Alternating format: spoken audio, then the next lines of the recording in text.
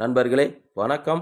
நம்ம இந்த வீடியோ பதிவில் என்ன பார்க்க போகிறோம் அப்படின்னம்னா, சித்திரை மாதத்தின் அபிஜித் நட்சத்திரம் வழிபாடு செய்ய உகந்த நாளான இன்றை பற்றி தான் பார்க்க போகிறோம். இன்று 8/5/2026 சித்திரை மாதம் 25வது நாள் வெள்ளிக்கிழமை. இன்று மாலை 6:24 முதல் 6:48 மணி வரை உத்திராடம் திருவோணம் நட்சத்திரம் இடையில் 24 நிமிடம் வருகிறது. இதையே அபிஜித் நட்சத்திரம் என்று சொல்கிறோம். அபிஜித் நட்சத்திரத்தை எப்படி கணக்கிடப்படுகிறது? காலபுருஷனுக்கு 21வது நட்சத்திரமான உத்திராடம் முடிவிலிருந்து 22வது நட்சத்திரமான திருவோணம் ஆரம்பமாகும் இடையில் உள்ள 24 நிமிடங்களை தான் வெற்றியின் நட்சத்திரமாக அபிஜித் நட்சத்திரமாக கணக்கீடு செய்யப்படுகிறது. இந்த நட்சத்திரத்தை 28வது நட்சத்திரமாக எடுத்துக்கொள்ளலாம் என்று ஜோதிட சாஸ்திரங்கள் சொல்கிறது. ஜித் என்ற வார்த்தையானது வெற்றியை குறிக்கிறது. அபிஜித் என்பது விரைவான வெற்றியை குவிக்கிறது.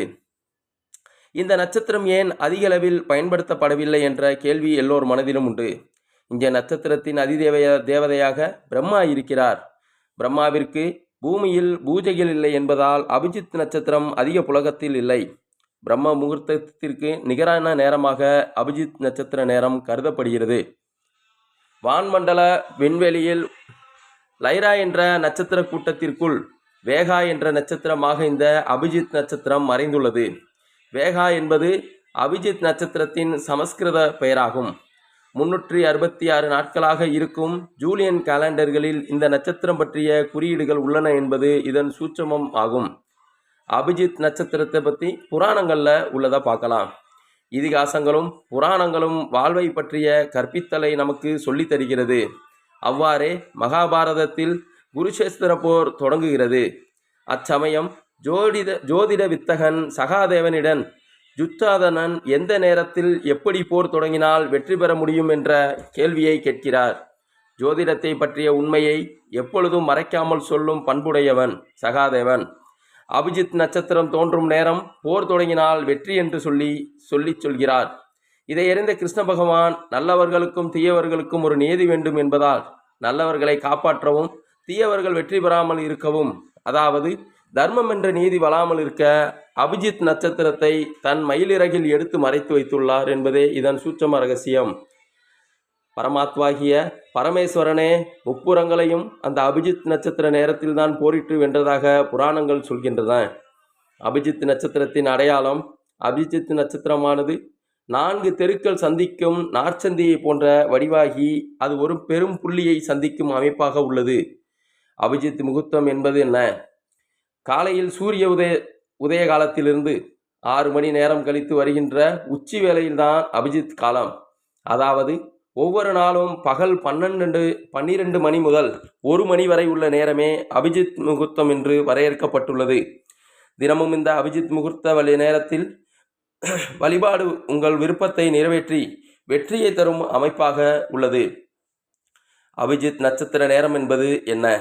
அபிஜித் நட்சத்திரம் நேரமானது உத்திராடம் திருவோணம் நட்சத்திரம் இடையில் வரும் 24 நிமிடங்களே அபிஜித் நட்சத்திர நேரமாகும்.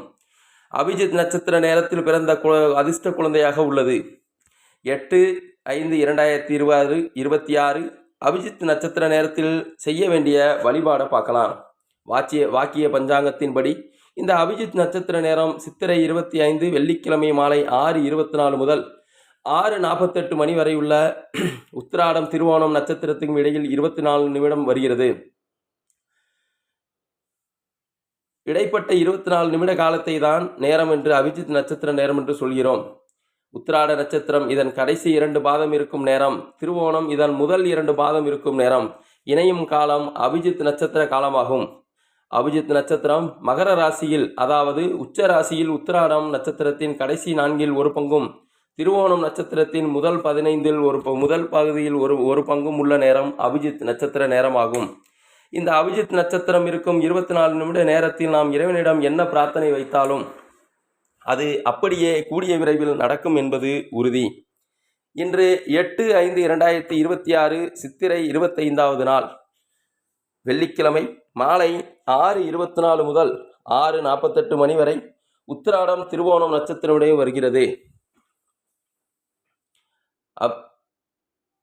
மேலும் இந்த நட்சத்திர நேரத்தில் வீட்டு பூஜை அறையில் இருக்கக்கூடிய சிவன் கிருஷ்ணரின் படத்திற்கு முன்பாக 2 அகல் விளக்கு நெய் ஊற்றி தீபமேற்றிக் கொள்ளுங்கள். கிருஷ்ணரின் படம் இல்லை என்பவர்களுக்கு பெருமாளின் படத்திற்கு முன்பாக இந்த வழிபாட்டை செய்யலாம்.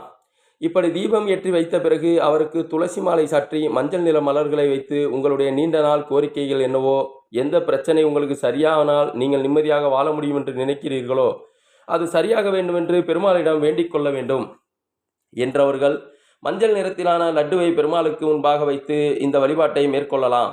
தீபமேற்றி முடித்த பிறகு மேற்கண்ட அபிஜித் சித் சக்தி துதியை 3 முறை மனதார கூறி கிருஷ்ண பரமாத்மாவை மனதார நினைத்து உங்களுடைய பிரார்த்தனையை இந்த பிரபஞ்சத்திடம் சொல்ல வேண்டும். அபிஜித் நட்சத்திர வேளையில் தொடங்கும் காரியங்கள் நிச்சயம் நன்மையில் முடியும். இந்த நேரத்தில் எந்த தோஷமும் இல்லை. ராகு காலம், யமகண்டம், அஷ்டமி, நவமி, கரிநாள், பிரதமை, செவ்வாய்க்கிழமை, சனிக்கிழமை என்ற எந்த தடங்களும் இல்லை. உத்திராடத்துக்கு சிவன், ருத்ரன், திருவோணத்துக்கு திருமால் இவர்களை வணங்கி முதல் முறையாக அபிஜித் நட்சத்திர நேரத்தில் என்ன பிரார்த்தனை செய்கிறீர்களோ அந்த பிரார்த்தனை நிறைவடையும் வரை அடுத்தடுத்த மாதம் வரக்கூடிய அபிஜித் நட்சத்திர நேரத்திலும் ஒரே பிரார்த்தனையாக தான் வைக்க வேண்டும். மாற்றி மாற்றி பிரார்த்தனை செய்யும் போது வேண்டுதலுக்கான பலன் கூடிய விரைவில் உங்களுக்கு கிடைக்காது. பூஜை அறையில் ஏற்றி வைத்திருக்கும் விளக்கிற்கு முன்பு உங்களுடைய வேண்டுதலை வைக்கலாம். நல்ல வேலை கிடைக்க, நோய் நொடி தீர, பிள்ளைகள் நன்றாக படிக்க, கடன் தீர, இப்படி என்ன வேண்டுதலை வைத்தாலும் சரிதான். நீங்கள் என்ன வேண்டுதல் வைத்திருக்கிறீர்களோ அது சம்பந்தப்பட்ட மந்திரங்களை சொல்லி வழிபாடு செய்யலாம்.